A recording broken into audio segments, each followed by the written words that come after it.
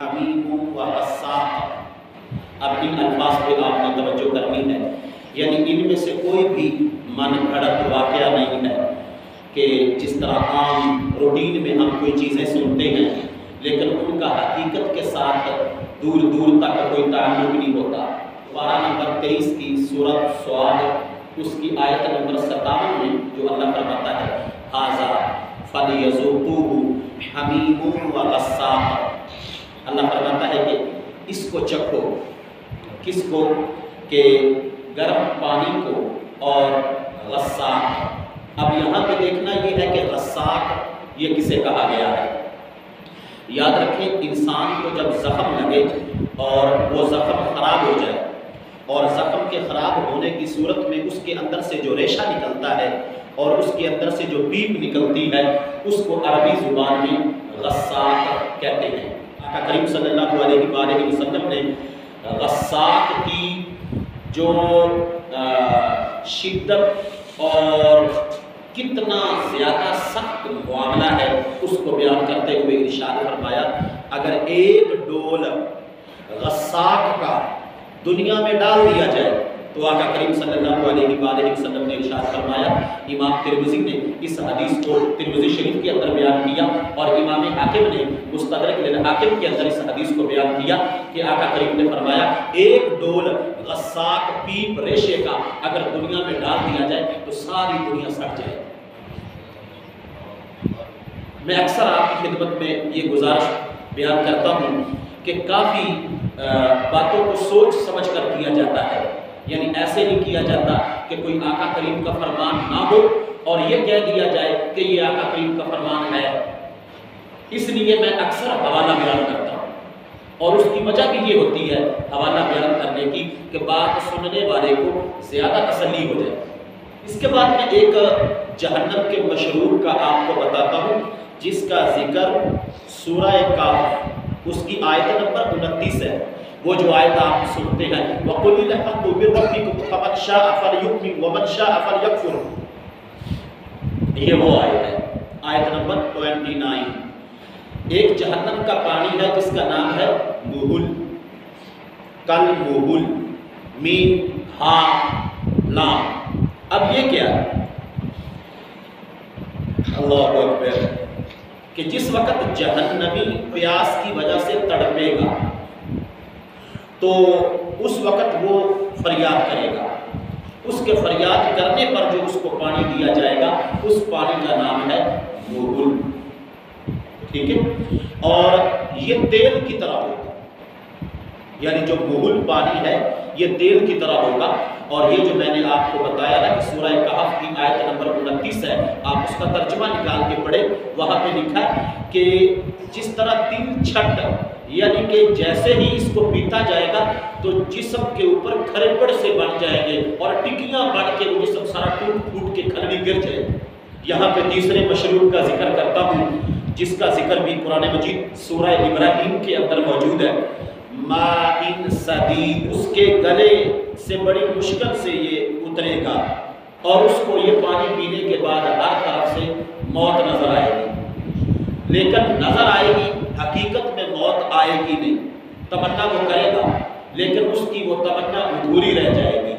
یعنی اس پانی کی سختی اتنی ہے جس کا نام ماء صدید ہے، سواد کے ساتھ۔ یہاں پہ ایک چوتھے پانی کا ذکر کرتا ہوں جس کا سورہ محمد پارہ نمبر 26 میں ذکر کیا گیا ہے۔ حمیم، یہ ایسا پانی ہے جو کہ کھولتا ہوا اور اس کے پینے سے جہنمی جو ہے اس کی آنکھوں کے ٹکڑے ٹکڑے ہو جائیں گے، حتیٰ کہ پکانے کے راستے سے وہ ساری آنکھڑیاں اور اس کا سارا جو اندر کا نرم جسم کے پارٹ ہیں، سینسیٹیو پارٹ ہیں، وہ سارے پگھل کر پکانے کے راستے سے جہنمی کے باہر آ جائیں گے۔ اب یہاں پہ 4 پانیوں کا ذکر کرنے کے بعد ایک کھانے کا ذکر کرتا ہوں جو جہنمیوں کو دیا جائے گا۔ یہ سورہ مزمل کی آیت نمبر 13 ہے، جہاں پہ ذاق السَّمِيعُ وَعَذَابًا أَلِيمًا يَوْمَ تَرْجُفُ الْأَرْضُ وَالْجِبَالُ وَكَانَتِ الْجِبَالُ كَثِيبًا مَهِيلًا إِنَّا أَرْسَلْنَا إِلَيْكُمْ رَسُولًا یہ والا مقام سورہ مزمل کا آپ اس کا ترجمہ پڑھیں کہ ایک کھانے کا ذکر کیا گیا ہے، ایسا کھانا جو جہنمیوں کو دیا جائے گا، اور اس کی شدت کتنی ہوگی، کیسا ہوگا۔ یہاں پہ اللہ تعالیٰ فرماتا ہے کہ بیڑیاں ہوں گی اور اس کے ساتھ آگ کا ڈھیر ہوگا، اور آگ کے ڈھیر کے ساتھ گلے میں اٹکنے والا کھانا ہوگا۔ حضرت ابو درداء رضی اللہ تعالیٰ عنہ رسول خدا صلی اللہ علیہ وآلہ وسلم سے یہ روایت بیان کرتے ہیں کہ دوزخیوں کو اتنی زبردست قسم کی بھوک لگے گی کہ وہ بھوک ہی جہنم کے باقی عذابوں پر بھاری ہوگی۔ اتنی شدت کی بھوک لگے گی کہ وہ بھوک ہی باقی جہنم کے ملنے والے عذابوں پر غالب آ جائے گی۔ اس قسم کی بھوک آقا کریم نے بیان کیا کہ جہنمی بندے کو لگے گی، لہٰذا وہ کھانے کے لیے فریاد کریں گے، تو اس پر ان کو دریع کا کھانا دیا جائے گا جو نہ ان کو موٹا کرے گا اور نہ ان کی بھوک دور کرے گا۔ جہنمیوں کی ایسا کھانا ہوگا کہ وہ صحت بھی نہیں دے گا اور بھوک بھی اس کھانے سے ختم نہیں ہوگی، تو پھر دوبارہ وہ کھانا طلب کریں گے۔ پہلے دیا جائے گا اس کھانے کا نام دریع، دواد، را، یا عین، اس کا ذکر بھی قرآن مجید کے اندر موجود ہے، دریع کھانے کا، لیکن یہ ان کو موٹا بھی نہیں کرے گا اور ان کی بھوک بھی ختم ہو، تو وہ دوبارہ کھانا مانگیں گے۔ اب جب دوبارہ مانگیں گے تو پھر یہ والا دیا جائے گا جس کا ذکر سورہ مزمل میں اوپر ہم کر چکے۔ کون سا؟ طعام ذی غصہ، گلے میں اٹکنے والا کھانا دیا جائے گا اور وہ گلوں میں اٹک جائے گا۔ اس کو اتارنے کے لیے پھر تدبیر سوچی جائے گی، تو جب تدبیر سوچی جائے گی تو اس وقت پھر کھولتا ہوا پانی جس کا پیچھے ذکر ہو چکا ہے، حمیم سدید، وہ پانی دیا جائے گا، تو وہ کھانا بھی اور انتڑیاں بھی اور سب کچھ وہ کھور کے بندے کے پخانے والے رستے سے نکل جائے گا۔ اب یہ پورا ایک معاملہ اور پورا ایک نقشہ ہے۔ یہاں پہ حضرت ابو امامہ رضی اللہ تعالیٰ عنہ کی روایت جو انہوں نے آقا کریم سے بیان کی، وہ بھی آپ کی خدمت میں پیش کرتا ہوں کہ سید عالم نور مجسم شفیع معظم صلی اللہ علیہ وآلہ وسلم نے یسقى من ماء صدید یتجرعہ پڑھ کر فرمایا کہ ماء صدید عام پانی نہیں بلکہ پیپ کا پانی ہے۔ دعا ہے کہ رب ذوالجلال ہم کو ان تمام معاملات سے رہائی عطا فرمائے اور اللہ تعالیٰ ہمیں محفوظ فرمائے کہ اس کے ساتھ سورہ حج اس کی آیت نمبر 20 ہے، یُسْحَرُ بِهِ مَا فِي بُطُونِهِمْ وَالْجُلُودُ وَلَهُمْ مَقَامِعُ مِنْ حَدِيدٍ، یہ دو آیتیں، آیت نمبر 20 اور آیت نمبر 21 سورہ حج کی۔ یہاں پر ایک ایسے پانی کا ذکر کیا جا رہا ہے جو جہنمیوں کے سروں پر ڈالا جائے گا،